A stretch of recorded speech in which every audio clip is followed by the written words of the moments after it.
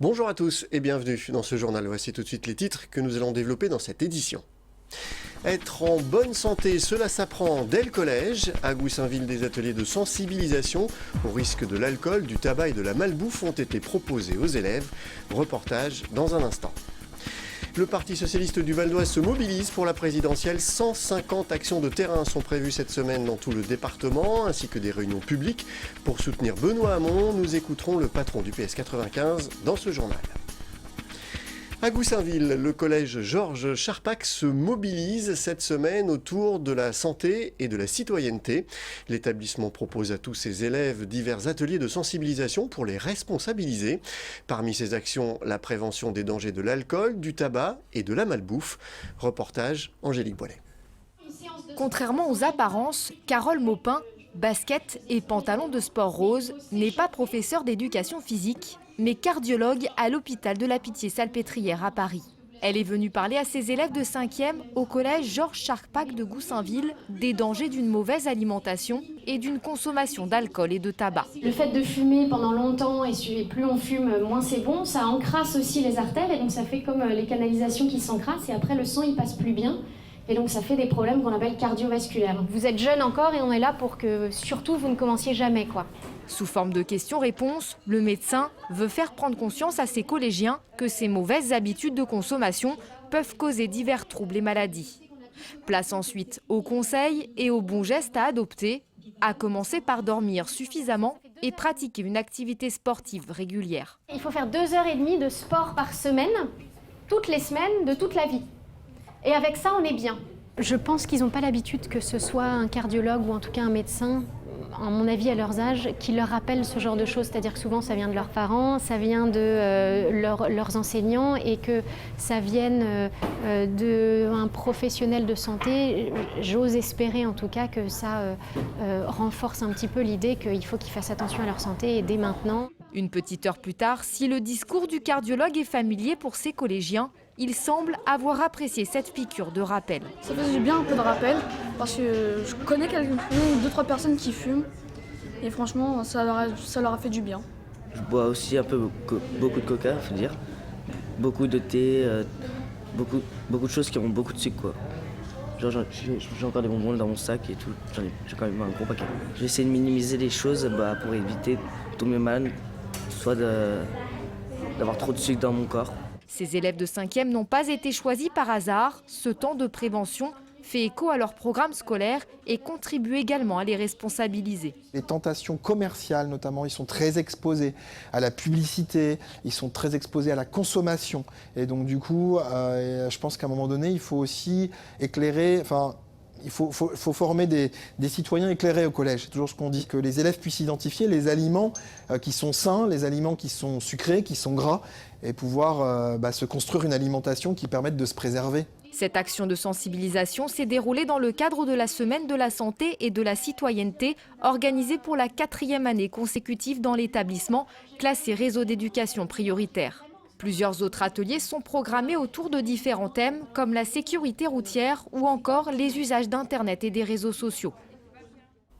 À moins d'un mois du premier tour de l'élection présidentielle, les soutiens de Benoît Hamon dans le Val-d'Oise mettent les bouchées doubles pour faire connaître le programme du candidat PS. 150 actions de terrain sont prévues cette semaine dans tout le département, ainsi que des réunions publiques avec un objectif, enfin parler des propositions de Benoît Hamon dans une campagne polluée par les affaires Fillon. Je vous propose d'écouter Rachid Temal, le patron du PS 95, au micro de VOTV.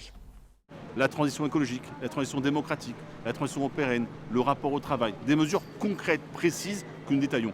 Dans un contexte où les affaires du candidat de la droite et de l'extrême droite polluent, nous sommes sur le terrain pour expliquer jour après jour. Nous allons aussi tenir des réunions publiques sur les 2 derniers jours avec Guillaume Balas, qui est le coordinateur du projet de Benoît Hamon, Olivier Faure, celui qui a présidé le groupe socialiste, qui préside le groupe socialiste, Jean-Christophe Cambadélis, qui est le premier secrétaire du Parti socialiste. Donc on va comme ça déployer avec nos candidats, avec nos sympathisants, avec les militants, la force de persuasion de Benoît Hamon pour faire en sorte qu'il soit en tête au soir du premier tour. Du sport maintenant avec du handball et Saint-Ouen-l'Aumône victorieux de justesse 33-34 face à Dreux. 4e de National 2, les Jaguars de Saint-Ouen-l'Aumône sont parvenus à conserver leur 2e place au classement à 4 points du leader Torcy. Dans le cadre de la 17e journée samedi prochain, les Verts de Saint-Ouen-l'Aumône recevront l'Oudéac. Voilà, ce journal est terminé. Je vous en rappelle le principal titre. Être en bonne santé, cela s'apprend dès le collège. À Goussainville, des ateliers de sensibilisation au risque de l'alcool, du tabac et de la malbouffe ont été proposés aux élèves. Plusieurs autres ateliers sont programmés autour de la sécurité routière ou encore des usages d'Internet et des réseaux sociaux. Merci d'avoir suivi ce journal. N'oubliez pas que l'info continue sur veonews.fr. À demain.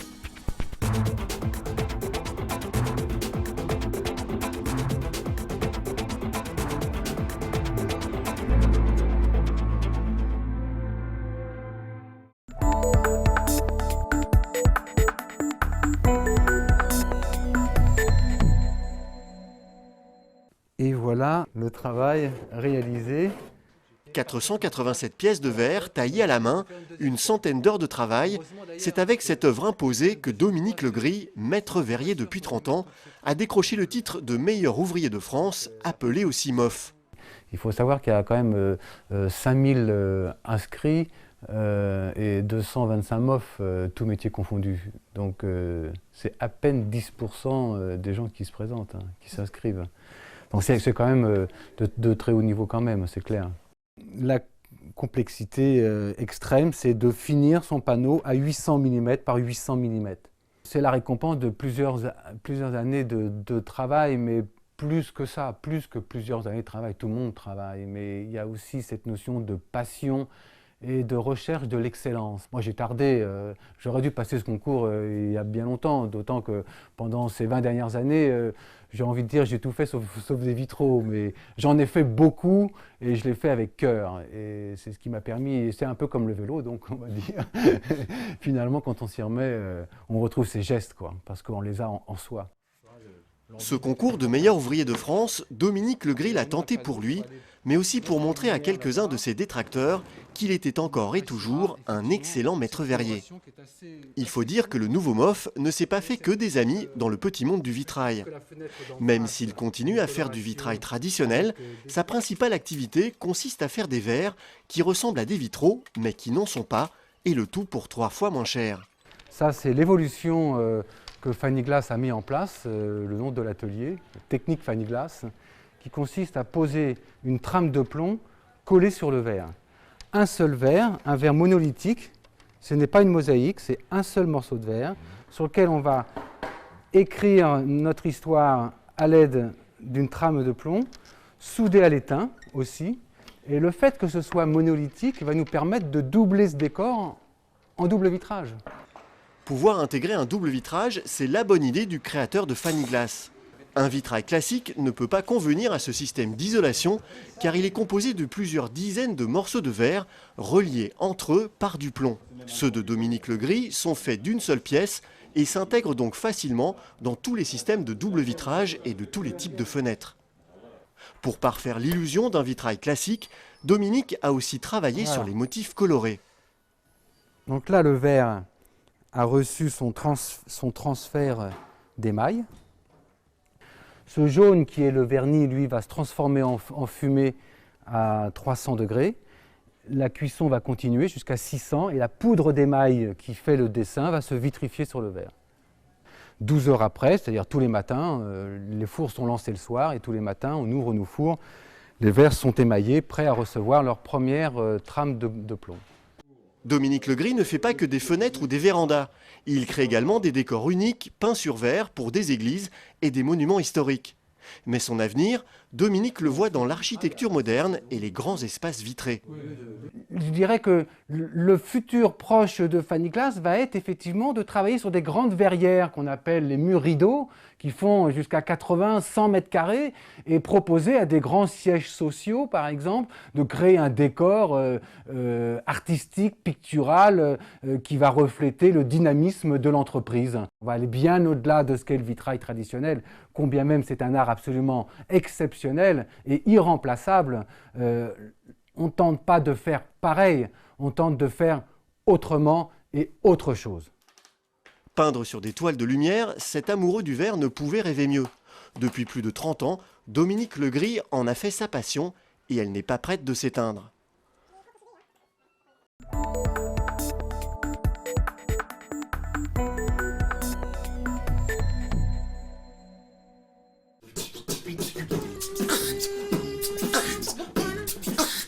Ce ne sont pas à proprement parler des chanteurs, mais plutôt des hommes orchestres qui auraient avalé toute une batterie d'instruments.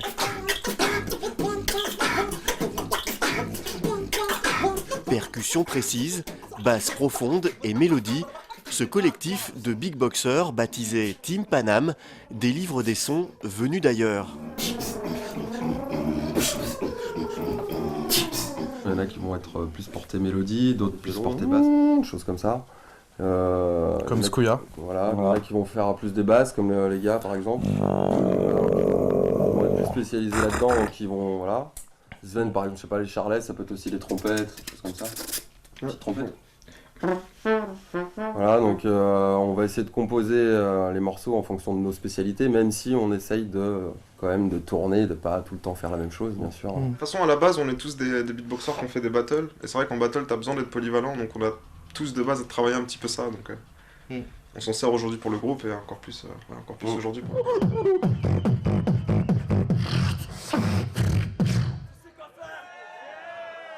Ok, sorry, it's not your day, it's not your night.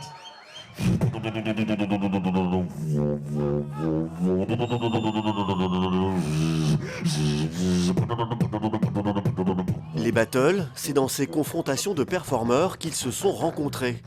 Là où ils ont fait leurs armes, et certains sont même devenus maîtres en la matière.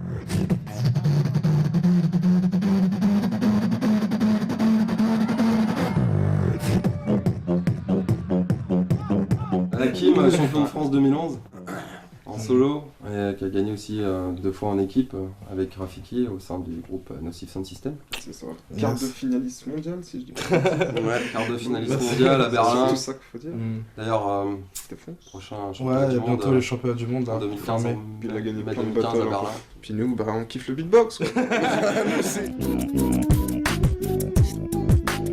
Les membres de la Team Panam dépassent les racines hip-hop de leur discipline.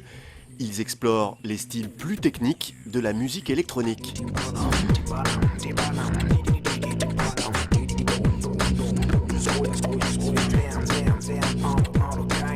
Leur performance apporte à ces musiques jouées d'ordinaire par des machines une dimension organique et chaleureuse. Le tout garanti sans trucage.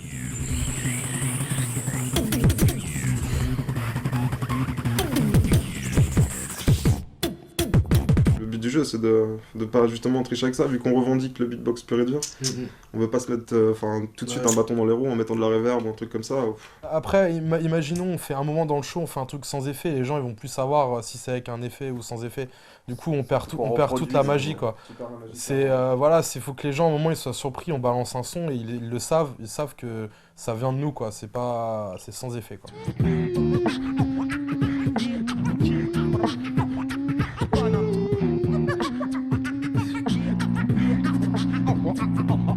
Après une tournée d'1 an et demi, le groupe prépare un tout nouveau show. Une web-série devrait suivre. Chaque épisode sera l'occasion d'accompagner un artiste différent et toujours sans instrument.